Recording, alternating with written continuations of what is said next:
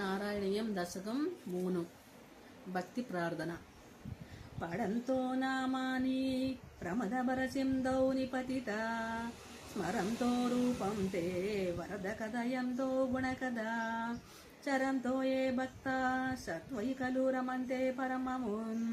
అహం ధన్యాన్ మన్యే సమధిగత సర్వాభిలషితాన్ గదా క్లిష్టం కష్టం తవ చరణ సేవారాసభరేపి అనాసక్తం చిత్తం భవతి పద విష్ణో కురుదయాం భవత్పాదాంబోజా స్మరణరసికో నామ నివహాన్ అహం గాయం కుహచన విస్తస్యామి విజనే కృపాతే జాతా చేత్ కిమవ నాహి లభ్యం తనువ్రతాం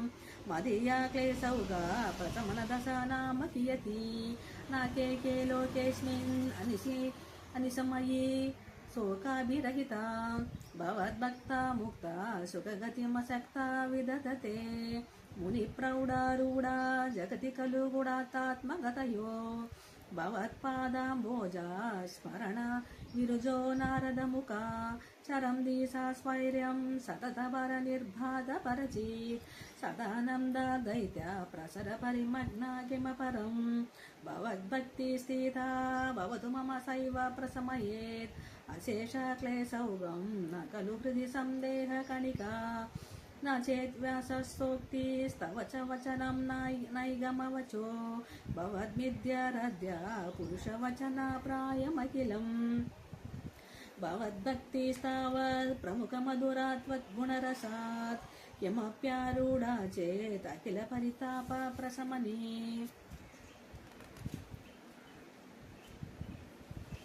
పునఃశాంతే స్వాంతే విమల పరిబోధోదయం విళత్ మహానంద దైత్య దిశతి కిం యత పాద్యమపరం విదూయా క్లేశాన్ మే కురు చరణయుగ్మం ధృతరసం భవక్షేత్ర ప్రాప్తౌ కరమపి చాతే పూజన విధౌ భవమూర్త్యా లోకే నయనం మదతే పాద తులసి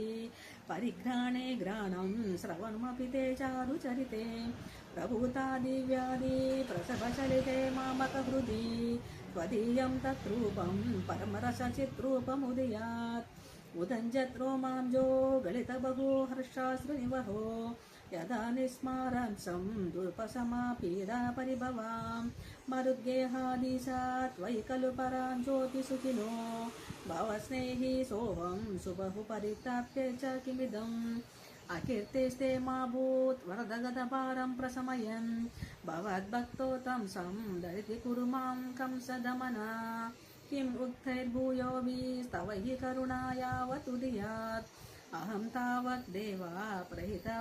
వివిధార్థ ప్రలపిత పురక్లిప్తే పాదే వరద తవ నేష్యామి దివసాం యథాశక్తి వ్యక్తం నతినుతి నిషేవా విరచయం నారాయణాఖిల గురు భగవన్ నమస్తే సర్వత్ర గోవింద నామ సంకీర్తనం గోవింద గోవింద.